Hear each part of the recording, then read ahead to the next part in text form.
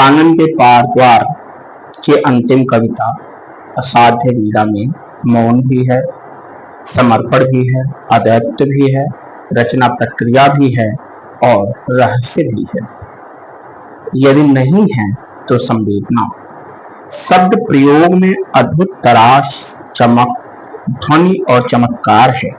एक दर्शन या प्रत्यय को शुरू होती कविता उसी में लीन हो जाती है। यह उनकी प्रतिनिधि कविता मानी जा सकती है, वस्तु और रूप दोनों दृष्टि से भी।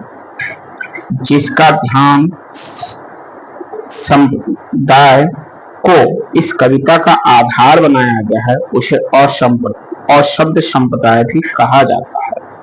अज्ञेय शब्दों के कुशल साधक हैं। शब्द साधना में ध्वनियों का प्रयोग अज्ञेय की विशेषता है।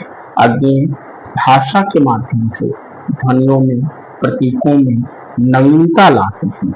नाद योजना से इस कविता में दीर्घायु का लक्षण मिलता है।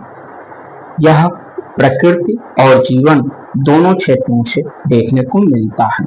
जैसे वर्षा की बूंदों की पट-पट, महुए का चुपचाप टपकना, उत्सव ढोल की थाप,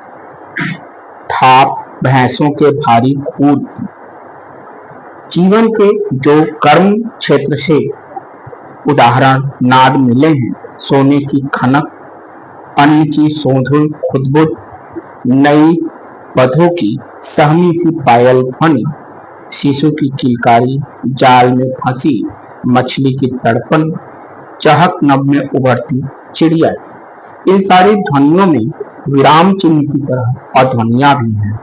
साय साय, नीरव सन्नाटा, बिल में छड़का त्रंदालस और मौन, पूर्ण विराम मौन पर होता है। असाध्य वीणा साहित्य साधना की संकेतक है।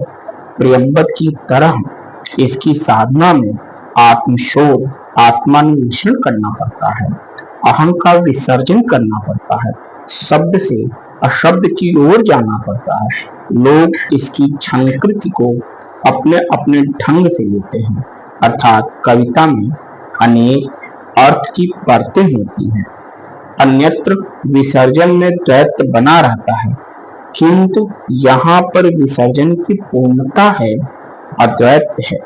कलाकृति के रूप में यह महत्वपूर्ण रचना है, आधुनिकतावादी रचना है, इतिहास से कटी हुई रचना है। धन्यवाद।